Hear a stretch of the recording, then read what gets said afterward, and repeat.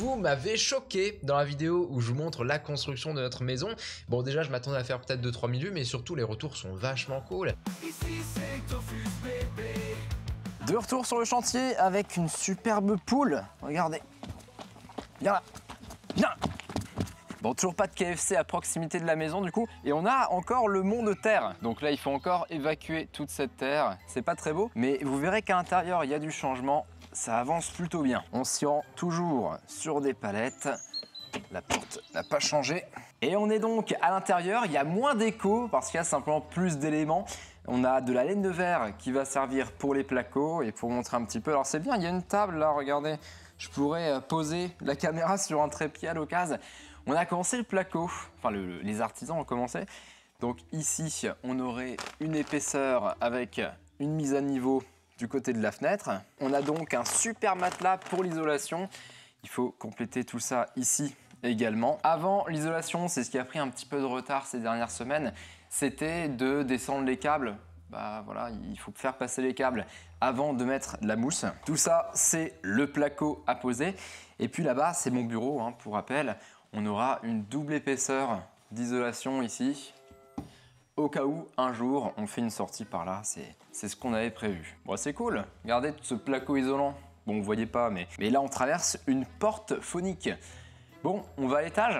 Cette échelle, elle est cool. Et alors, il y a encore moins d'écho en haut, forcément. Côté plomberie, ça s'est aussi mis en route. Ça, par exemple, c'est le trou du bac de douche. De l'isolation aussi, qu'on voit là, avec toutes ces guirlandes. Donc, comme je vous disais, c'est le câblage, hein. L'électricité avant l'isolation. Et puis, regardez, tiens, ce pin qu'on voit à travers la fenêtre, il arrive tout juste à hauteur du rooftop, en fait, du toit. Par moment, on voit des écureuils, je vous le disais, qui se promènent sur les branches. Bah, ils pourront aller sur le toit de la maison. Mais c'est vrai que ce sera mieux quand on aura un escalier. Bon, toujours des arbres, en veux-tu, en voilà. Alors, ouais, vraiment, je vous avais pas montré, mais après, vous verrez réellement la vue qu'on a du rooftop. Il faut juste monter à l'échelle, c'est vraiment très stylé. Laissez un like pour la descente de l'échelle à une main, comme ça, j'aurais rentabilisé un petit peu. Oh, nos toilettes! Alors merci Romain qui m'a filé un toilette surélevé, c'est très sympa de sa part. Et ici, la fameuse échelle pour monter tout en haut de la maison. Alors c'est vrai, moi j'ai un problème là-dessus et ça s'est accentué ces dernières années, c'est que dès que je me renseigne sur quelque chose, très vite ça me passionne. Mais je vous assure que c'est handicapant parce que la construction fait que je m'interroge sur tout un tas de trucs et ça me demande de regarder des centaines d'heures de contenu. Rien que pour l'adoucisseur d'eau par exemple, je sais maintenant exactement comment ça filtre l'eau qui arrive dans votre maison. On passe maintenant au toit parce que je ne l'ai pas montré la fois dernière. Et donc après avoir monté une échelle extrêmement périlleuse, on se retrouve sur un toit plat en étanchéité pour y faire plus tard une terrasse. Si tout se passe bien, on aura ici une trappe. La trappe est extrêmement chère, pourtant on peut se dire c'est juste une porte en verre en horizontal. Non, les modèles électriques en tout cas c'est du 3, 4, 5, 6 000 euros.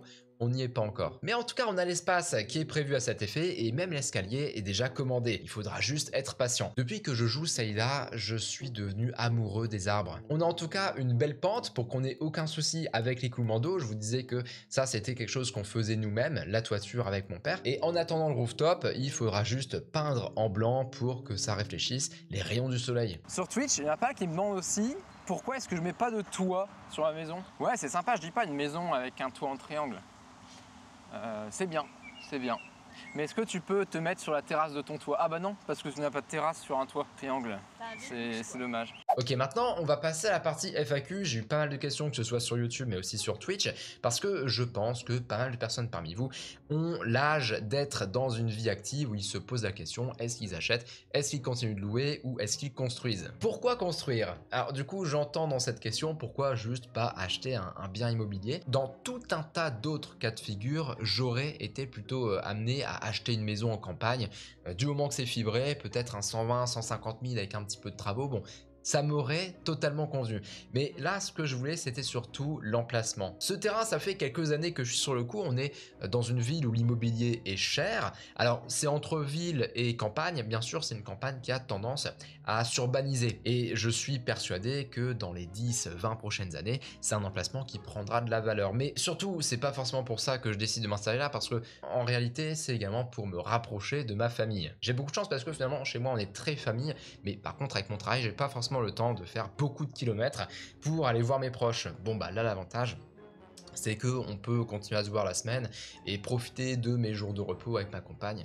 Ce qui me permet, même avec un travail qui me prend énormément de temps, de conserver un bon cadre de vie et surtout un cadre familial. Maintenant, dans une ville où l'immobilier est quand même pas mal cher, bah, je me voyais pas mettre mon investissement dans une maison qui ne serait pas aux normes, sans décennale, parce que quand tu construis, tu as 10 ans de garantie sur les décennales des artisans qui font ta maison. Et puis surtout, on a du neuf. On risque pas d'avoir une plomberie qui va péter au bout de 5 ans parce qu'on sait pas vraiment l'état des tuyaux sous le sol, on ne sait pas si on va avoir une moisissure qui va demander de dégager tout le plafond, enfin bref. Du coup, on s'est orienté plutôt vers la construction, après simplement quelques calculs. Et du coup, comment choisir ces artisans, ces fournisseurs, ces matériaux? C'est une question que j'ai pas mal reçue parce que pareil, je pense que beaucoup parmi vous sont dans la recherche. En premier lieu, il faut aller sur des circuits courts, je pense, parce que ça dépend beaucoup de votre région et même des fois de votre ville, surtout si c'est en campagne. Et renseignez-vous sur ce que font les artisans autour de vous. Moi, en tout cas, j'ai de la chance puisque je connais un couple d'amis qui fait ça. C'est une vocation chez eux. Ils rénovent des maisons, font des constructions pour du locatif et qui sont bien calés, surtout côté fournisseurs et matériaux. Au départ, bien sûr qu'il faut, je pense, aller voir un constructeur au minimum pour qu'il vous fasse un devis, voire plusieurs constructeurs. Après, en fonction des artisans que vous mettra le constructeur, vous pouvez peut-être aller voir soit un ami, soit quelqu'un où vous avez fait un devis qui vous semble moins cher et pourtant bien efficace. Là où on peut se poser une question, c'est sur les fournisseurs, notamment parce que des fois tu passes du simple au triple ou au quadruple pour du carrelage par exemple ou pour tout un tas de trucs. Donc c'est bien d'avoir justement, comme je disais, les personnes qui sont compétentes. En réalité, il faut dissocier haut de gamme inutile et juste quelque chose de fonctionnel qui remplit sa tâche et qui coûte pas nécessairement des milliers d'euros au mètre carré. Et pour ça, bah, rien de mieux d'aller voir les gens autour de chez vous qui justement font de ça leur métier. Ou par exemple la voisine, vous avez vu une camionnette devant, elle a fait ses travaux, bah, à lui demander si elle n'a pas les contacts, ce qu'elle pense aussi des travaux qu'elle a fait, si elle-même elle a fait ses comparatifs. C'est bien de faire plusieurs devis, hein, ça coûte rien généralement. Et des fois même l'artisan peut vous proposer d'aller voir ses précédents chantiers pour que vous puissiez vous faire une idée de comment il travaille et de comment va être à la fin le rendu en fonction du fournisseur qui vous conseille. Là par exemple, je suis avec Romain. Alors Romain, c'est un chef en ce qui concerne la construction. C'est un mec, au départ, il était boulanger et puis il s'est dit à l'occasion, bah, ce que j'aimerais faire, c'est du locatif. Donc il s'est formé. Pendant plusieurs mois, il s'est levé à 6 h du matin pour suivre des artisans pour leur proposer une main-d'œuvre gratuite. En échange de quoi, lui, il apprenait avec eux.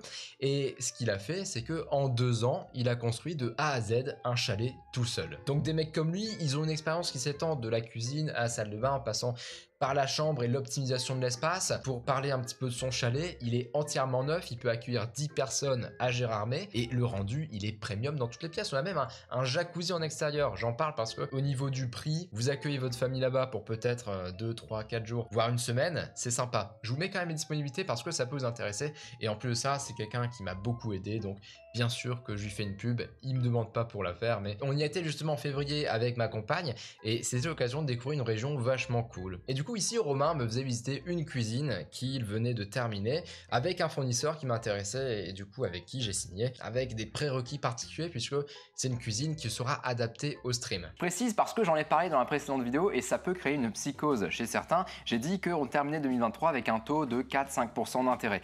Alors certains se disent rembourser 3 quand on emprunte 2, c'est pas la peine, même sur 20 ans. En réalité, c'est pas la bonne réflexion. En fait, tant que vous pouvez emprunter, il faut le faire parce que derrière, effectivement, vous pouvez vous dire bon, si j'emprunte moins, je rembourse moins, mais en fait, ce que vous allez gagner en épargne en empruntant plus, c'est supérieur à ce que vous allez devoir à la banque. En gros, sur un projet, si vous pouvez mettre 50 000 de votre poche au lieu d'emprunter 50 000 de plus à la banque, faites-le pas forcément parce que en empruntant davantage, ces 50 000 que vous épargnez vont vous générer plus que ce que vous allez devoir à la banque en empruntant cette somme. À condition de rester en dessous des 34% d'endettement pour les échéances et d'avoir aussi forcément l'apport suffisant, sachant que les banques sont plus frileuses en ce moment et elles demandent plus de garanties. Maintenant, un truc qu'on est obligé de faire, et je conseille vraiment à tout le monde de le faire sans parler de maison, c'est de réaliser une liste de choses à acheter et qu'il vous faudra à terme sans que ce soit urgent. Ça peut être un sommier, ça peut être un frigo, l'électroménager en l'occurrence, ou alors tout simplement un carport. Bon. Tout ça, ça fait partie de ces choses où quand il va y avoir une promo, une offre intéressante, vous pouvez créer des alertes sur Deal Labs notamment, vous en profitez et effectivement à terme, au bout de la liste, vous aurez économisé plusieurs milliers d'euros. Donc c'est obligatoire. Est-ce que l'abonnement à ma chaîne YouTube est en promo ? bah, il est gratuit. Donc abonnez-vous par exemple, ça coûte rien. Ça, c'est la salle de bain. Et là, direct, on a la salle d'eau. Donc là, ce qu'on mettra, c'est nos machines. Ce qui permet de passer du linge sale à directement la machine et inversement. On fait vraiment 2 pas, t'as besoin de rien monter, c'est banger. C'est aussi une maison qu'on voit en fonction de notre quotidien. Donc la maison ne va pas vivre de mon côté le matin. Le matin n'existe pas chez moi, je me lève, il est facilement 13h.